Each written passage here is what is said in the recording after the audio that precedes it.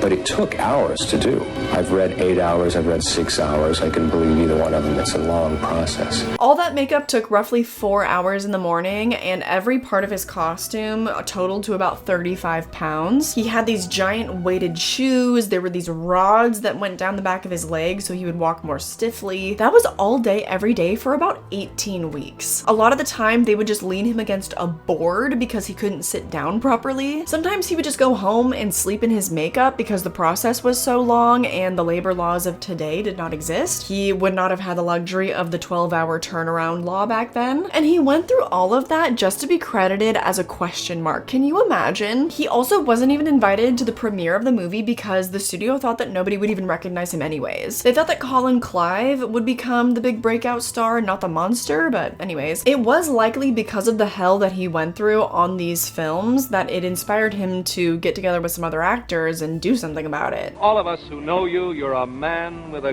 great heart. A living testimony to your love of your profession is that you were one of the 20 actors who founded the Screen Actors Guild in 1933. You hold gold membership card number 9. Who was going to tell me that he was the 9th member of SAG? That also was not on my bingo card. According to his daughter, he remained a hardworking and charitable man all through his life. Children always loved him, he was remarkably humble about his achievements, and he always held love for the monster. The monster turned out to be the best friend I ever had. He changed the whole course of my life. I was an obscure and struggling, unknown actor. Then all of a sudden I get this marvelous opportunity handed to me with all the help and assistance that I could ask for. And my career, my work hasn't stopped since. 32 years later, you are asking me about it. Now, who could ask for anything better than that? Just seemed like such a solid dude. Again, I would recommend checking out my sources down below. You can get a more well-rounded picture of his life story. Let's move on to the story in this first film. There are several massive differences from the book to the screen here, namely that the monster can't talk. I also spoke briefly earlier about the differences in the scene with the little girl, which this was filmed very, very close to me. I need to get out to this location soon. Maybe I'll vlog it. The film still manages to mostly capture the themes of the book, save for a few odd choices. For one thing, they put an abnormal criminal brain into the monster to justify his violence, but ironically now I think it aids his innocence. Back then, criminals were seen as kind of one-dimensional villains in society, but now we have a much more complex understanding of crime. Crime is born out of desperation and a society's inability to take care of its people. So ironically, I think unintentionally, they did capture that, and it was a theme from Mary Shelley's book. When the monster is watching this family that he so adores, he begins to understand that all of their struggle can be attributed to poverty. A considerable period elapsed before I discovered one of the causes of the uneasiness of this amiable family. It was poverty, and they suffered that evil in a very distressing degree. She calls poverty evil, and I'm like, true. The movie also captures the themes of God and creation beautifully. Of course, you know the iconic line, "It's alive!" But my favorite quote probably has to be this. Now I know what it feels like to be God. Very Jennifer's body coded. I suppose that's another difference. In the film, at first, he reveres his creature and he believes in him. But very soon after that, his assistant starts waving fire in his face, and so the monster is going, "Rrr, rrr," and they're like, "Ah,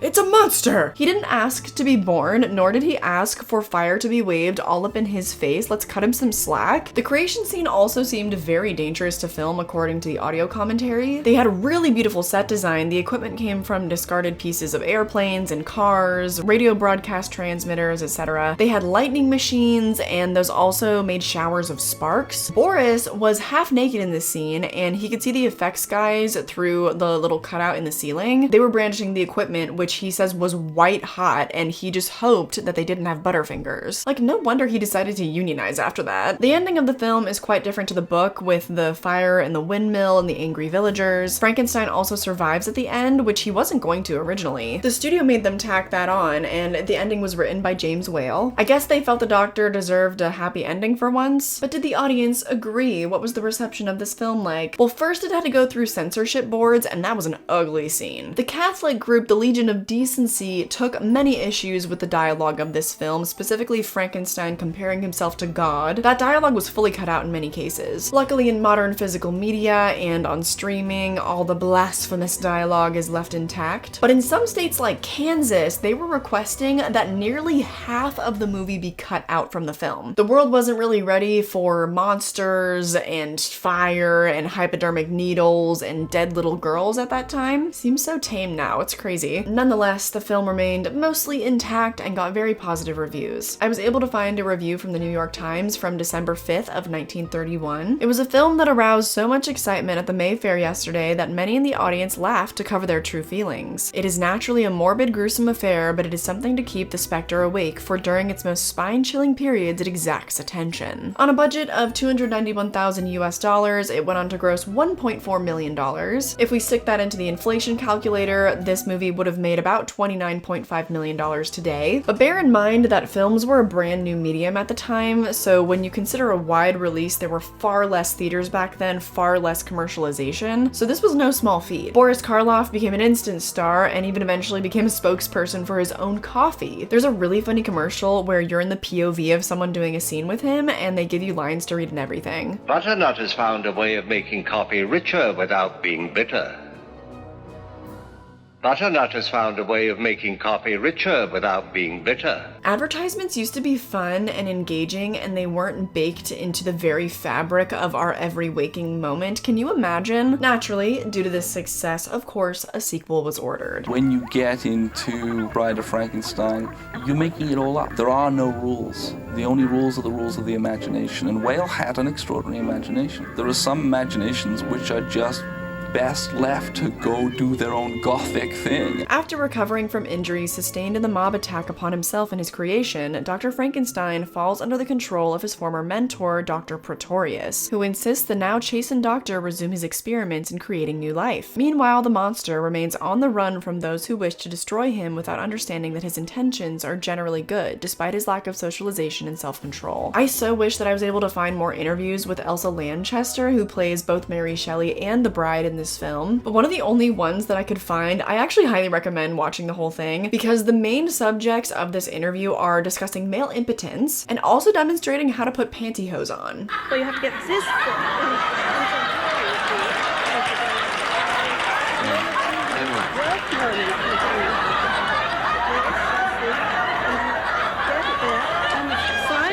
To get the center seam straight at the back. The rest of the interviews I could find were not related to Frankenstein, which really bummed me out because she seems like a riot. Anyway, let's get behind the scenes of this movie. Now, James Whale, I fear, paved the way for directors that wanted to be known as more than just their most popular horror film. He always wanted to direct non-horror, and he actually did so a fair amount. The studio wanted to bring him on for Bride because of his recent success with The Invisible Man, and of course because of the original Frankenstein. All that said, he did not want to do this sequel, and so he only accepted the job on his terms. It turned into a one for you, one for me kind of a deal with the studio, where after this he got to direct One More River. He also rejected several scripts before finally just deciding to take lead and develop the script himself. One of the most notable differences from the first movie is that in this adaptation, the monster does actually speak, which Boris was fervently against. My father really objected to the monster being given speech. He felt it would take away from the original portrayal. I think he was wrong. Cinema history has proven him wrong. Now, in the first movie, Boris Karloff had taken out the bridge, and so you see that nice little hollow mark in his cheek, and they filled that in with more paint. It's a wonderful effect, but because in Bride he had to speak, he had to leave his bridge in. In my opinion, that is why the original makeup will always be far superior. And speaking of makeup, they had to come up with a whole new look for the bride. Rick Baker talks about how he thinks that they first and foremost wanted to just give her like a very glam, a very beautiful look, which I think is obvious. But to make her look more wild, they also gave her this wire cage on her head, and her real hair was mixed into it. Her look very much inspired by Nefertiti and Egyptian aesthetics. Even though her makeup was much more minimal compared to Karloff's, Jack Pierce would still spend hours crafting it. He insisted on spending almost all of that time just on the scarring of her jawline. And according to pretty much everyone, he took his job a little bit way too serious. Elsa Lanchester talked about working with Jack Pierce, and she said that he was an unusual personality. He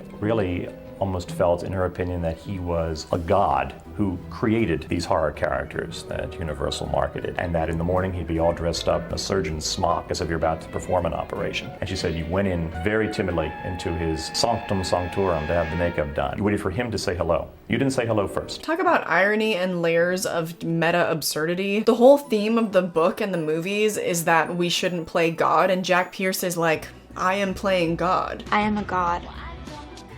Okay.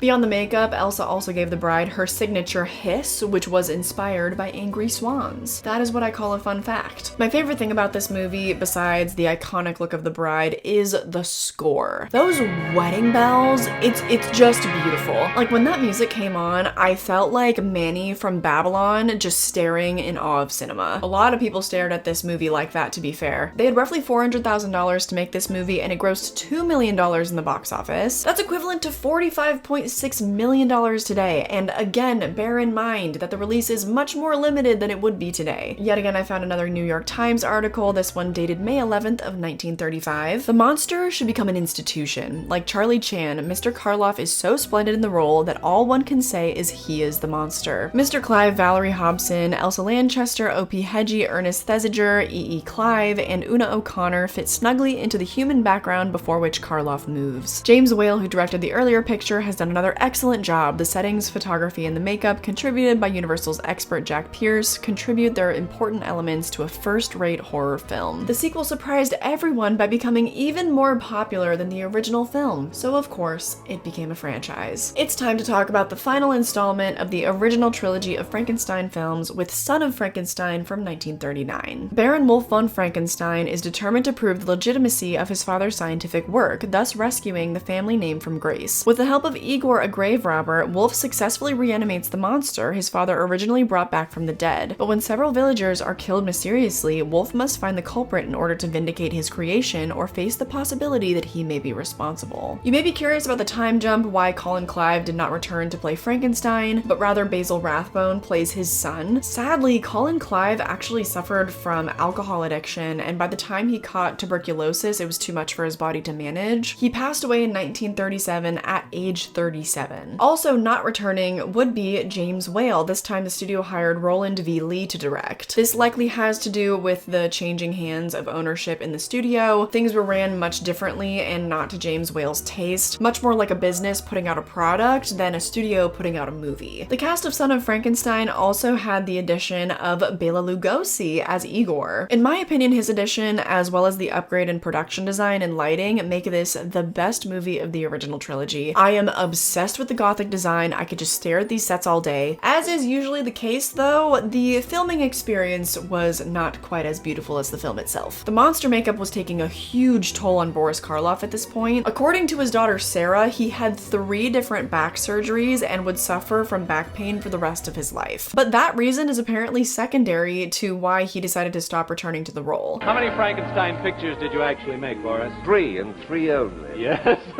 But I only played the monster in the first 3, because I felt there wasn't much left to do in the character. It was getting less and less and less. Back pain and lack of character depth seem like equally valid reasons not to return to the role. He was afraid of the role becoming hollow and becoming the butt of the joke, and throughout the next decade or so, that is kind of what happened. Luckily, he really went out with a bang. The movie cost $420,000 to make, and unfortunately, the box office numbers are really hard to track down, but according to The Hollywood Reporter, this had the biggest opening for a horror film in its major cities of release in history. It also seems that the New York Times is the best at digitizing their archival stuff, because I am gonna pull a quote from them yet again, but this time it's from a critic who hates horror. What joy. I guess publications were on that bullshit way back then too. No use beating around the raspberry bush. If Universal's Son of Frankenstein at the Rivoli isn't the silliest picture ever made, it's a sequel to the silliest picture ever made, which is even sillier. But its silliness is deliberate, a very shrewd silliness perpetrated by a good director in the best traditions of cinematic horror, so that even while you laugh at its nonsense, you may be struck with the notion that perhaps that's as good a way of enjoying oneself at a movie as any. It's hard for me to know if that was a common consensus at the time. The New York Times is an institution, which I think is why all their stuff is so well archived, but I didn't find any other reviews from way back when. Doesn't really matter though, because this movie is very highly regarded today. It's got a 95% on Rotten Tomatoes, it's got a 3.5 on Letterboxd, and the franchise would continue a few short years afterwards and then keep going and going and and going. There were all the sequels in the 40s. There were the Hammer horror films of the 50s. You have Young Frankenstein in the 70s. I mean, it's ridiculous actually how much that monster appears throughout cinematic history. I didn't even go over the other short cartoons that came out in the 30s because sometimes you just have to stick to what's important. It's incredible to think of the fact that Mary Shelley herself didn't even know what a movie was when she died. And now look at her impact. Like I said, that is one of my heroes right there. But that is gonna bring us to the conclusion of this deep dive. If you'd like a part 2 for this to become a series, that will depend on the engagement with this video. So if you liked it, give it a like, leave me a comment. Then I'll know if it's indeed worth it to do a deep dive into the many, many more decades of this iconic story. Part 2 would likely only cover the 1940s and 50s because believe you me, there is enough in those decades to cover in a single video. And then we could get a part 3 with the 60s and 70s, a part 4 with the 80s and 90s, and so on and so on. But did you have fun today? I sure did. If you want to keep having fun with me, then click subscribe. Check out my other content. I have many, many more deep dives. I've got reviews, I've got rankings. I also have a second channel where I take you on my spooky outings with me and where I also talk about physical media. I also have a Patreon and I post bonus content over there every single week. So consider supporting me over there because without the patrons, I would not be able to make deep dives like this. All my social media is also linked down below if you want to keep up with me. But more than anything, I just hope that you enjoyed this video and that I catch you in the next one.